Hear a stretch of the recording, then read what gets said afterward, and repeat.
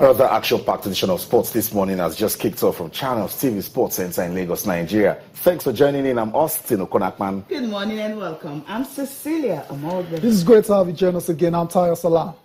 Let's get the show started. We're counting down to the 2016 Rio Olympics. It's now 25 more days to go. Who is getting ready for the biggest sporting event in the world?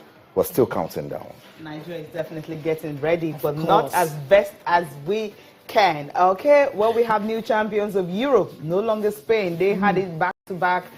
Right now, you have another team who hasn't won it in their history. Of course, Cristiano Ronaldo didn't get to play all the games in the final, but definitely had to leave the trophy for the first time for his country. Congratulations. Congratulations to the new kings of Europe, Portugal. There's absolutely nothing wrong with fumbling and wobbling to the final and leave the trophy.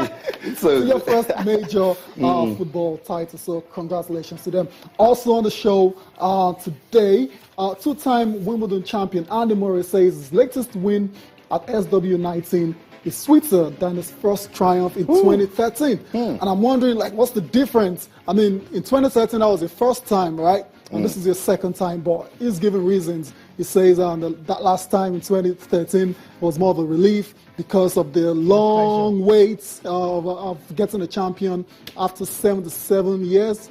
So this time is for him. It's personal. It's a lot more personal. It's a lot more contented with this particular triumph.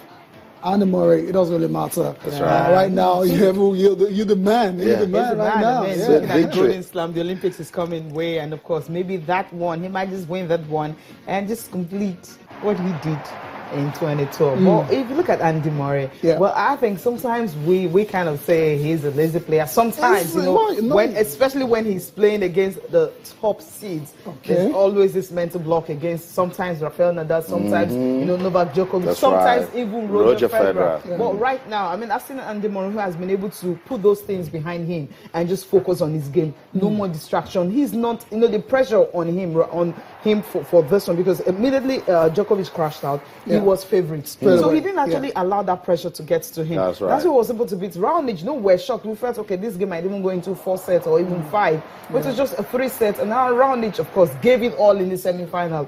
That's himself having to dig deep in the semi-finals. He couldn't just bring up that A game against Andy Murray. He tried, but then it just wasn't good enough, because Andy Murray on this day was far better. That's right. He was destined to win. 2 things for me made Andy Murray win this title. First, Raonic didn't turn up the way he did in the semi-finals. Gave all his energy to that semi-finals and then got to the final. 2, Tayo, Cecilia, you agree? Ivan is back. Ivan is back. It's a winning combo. It's a winning combo. These 2 guys work really well together. That's why I was really shocked when they went the separate ways. I didn't understand it. I thought the reasons they could have worked, around it and made it happen, scheduling reasons and and stuff. Now they're back together. That's a proud mom then.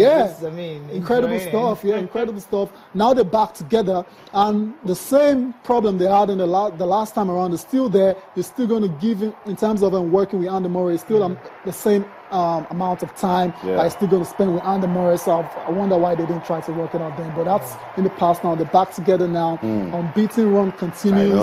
Everything culminated in him, Andy Murray winning this 2016 Wimbledon title. I mean, look at his record for this year. I mean, it's come really close. Finalist in the Australian Open, finalist in French Open, of course.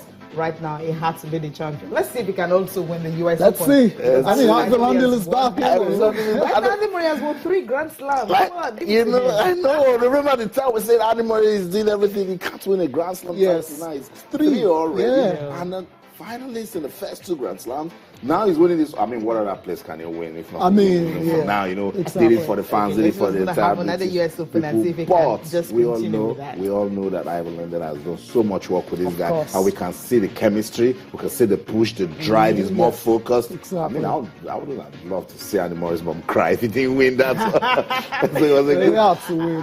It was his title to lose. Once Djokovic, was knocked out by Sam Querrey. It was always Andy Murray's title to lose. And let's mention, for record purposes as well, too, the 2 finals he's lost in these years and other Grand Slams in France and in Australia was to Novak Djokovic. So it's not a surprise. It's not a coincidence now when Djokovic is out. Andy Murray is winning. It's not a coincidence at all. At all, it is not. And so after Sam Querrey defeated Djokovic, and then Murray puts a call to, can I now go on to win? I bet he didn't wait for any says you can go on and win. Go ahead. He just needed to win that because I felt from the beginning that with all the things that Raonic has done, I mean, having to dig deep, coming down from 2 sets down and everything, I know that when I felt, can he really give all that, against all over again? Well, let's listen to him and of course Andy Murray, talking about the fact that, well, Andy Murray for him, he says, well, this is the best ever. I mean, he's more happier. And for Raonic, explaining why he just couldn't give his best. Happier this time. I feel, I feel more content this time. I feel like this was sort of more for myself, more than anything. And my team as well. They've all worked really hard to help get me in this position. Last time it was just pure relief, and I didn't really enjoy the moment as much. Whereas, I'm going to make sure that I enjoy this one more than the others. I stepped up in a semi-final that twice I struggled in. In the past, I stepped up. I did a great thing there. I came back from 2 sets to love down, which was the first time for me. I showed guts, I showed vigor, and I got to carry that in. Again, I got to carry that through to the next events. That's the man. Still never smiles. Yeah. Never smiles. But I know inside he's a very happy man. Massive relief. Imagine him not winning this. Like, where do you now want to win? No Roger Federer, no Novak Djokovic, no Rafael Nadal. When do you want to win? No Stan Wawrinka, some top that players, can even guys, upset he can even upset him and all that. So playing against the Canadian Raonic, who he hasn't won a Grand Slam, Yeah, I mean, he's got to his first final. You understand, his first final and all that, and you're losing. He didn't have this, so he needed to actually win it. And let's talk about the baby Serena. Of course, there's no way we're going to talk about. I mean, that was on Saturday. Without Serena. It's wonderful. Immediately she won it. I mean, two straight like her. Give us a relief because I've been waiting. Like, when is this going to happen for her? I mean, this year she's been to 2 finals and losing to the likes of Angelique Kerber and of course Muguruza. You're like, even Vinci. Even Vinci. That was the semi-finals. That was last year at the US Open and everything.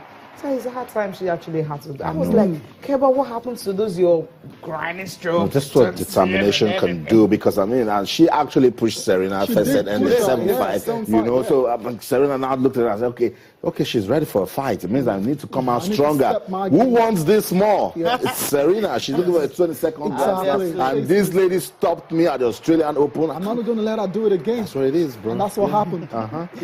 Jay-Z. Just look at the stars that had to come all the way from the US to England to actually watch. They were actually there when she lost the semi-finals to Vinci. And that was the winning shot right there. I can tell it was a massive relief. Massive relief for her. She's breathing right now. And that's the coach and the eating partner right there as well too. And these two ladies give a good account of themselves. It was very, very. And big sister loved it too. She just has to be there. Stop! What a player! What a legend! I mean, absolute legend. Now, 22 Grand Slams. She's the greatest ever. I mean, for me. Look at the other titles: Australian Open 6, French Open 3, Wimbledon 7, US Open 6. So she's going for another one. 23. I mean, what are you going to bet against her winning at the US Open? I mean, it appears that was one of her favorite surfaces as well. So she's won 6 times there. So I'm not going to bet against Serena actually going one step further.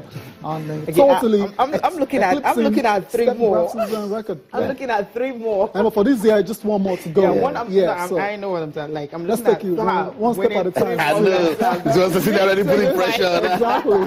No, I'm not. I'm just saying the way she's going, the way she played in the semi-finals, the way she played in the finals, it shows the look. She's not just ready to quit yet. I mean, she's still very powerful. Look at the players she had to play against.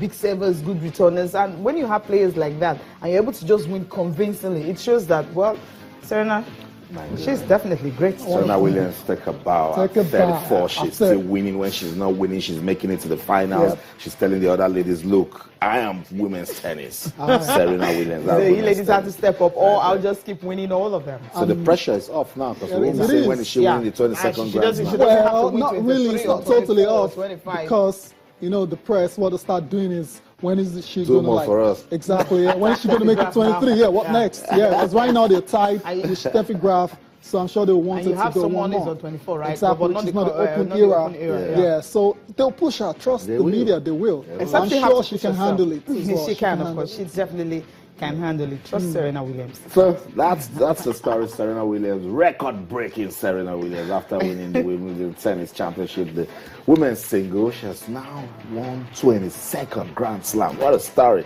She's 34, but she's still going on strong and stronger. So age is nothing but a number. yeah, talk about Serena Williams. Well done. You deserve our salute right here, Cecilia. Let's come back to the Olympics trials for the Athletics Federation of Nigeria. In Sapele, welcome back. What was the story? Well, it was a sweet one. I mean, sweet story. So what happened? The crowd. No, before actually when we were talking about the crowd was definitely massive. I was surprised they all turned out despite the rain and everything. Our show.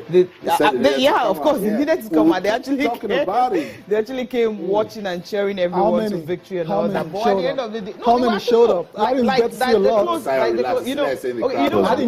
crowd was better than what we can see. I'm going to show you the crowd shot tomorrow. I'm going to take out time and actually do that for you. They were actually there. I'll take out time and show you the crowd shot tomorrow. But we can't see them on the screen though. Simply because of your. Look at that time. Look at that.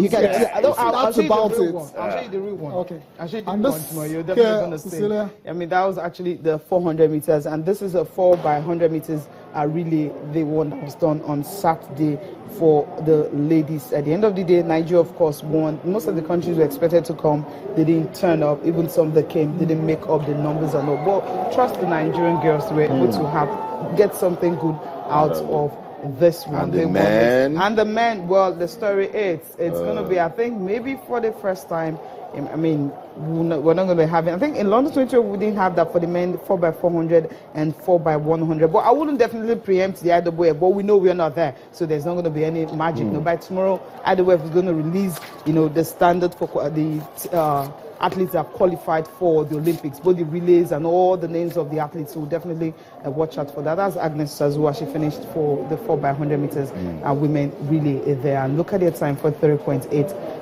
seconds. And this is for the men. They just couldn't get the 4x400 meters qualifications. No, the 4x100 meters, they couldn't get that. So what did they make it for 4x4? 4x4, we'll wait. We'll just keep our fingers crossed and wait. But I don't think so, because I don't think so. But we'll just wait. Tomorrow is 12, so it's the deadline for it and everything. So we'll just wait and see if there's something good coming out from there, but I doubt. Oh my God, Cecilia. But the major story is that Kagbari reclaimed that 100 meters title. Sheye Ogunlewe retained his own title and qualified for the Olympics. For the Olympics, I mean, having his own personal best, 10.12 seconds. That's it right there. Cecilia, we'll get you to talk more about it. You know what? Let's go on a quick break. Take a break. I want to come back and talk some more sports. Don't go anywhere. Stay.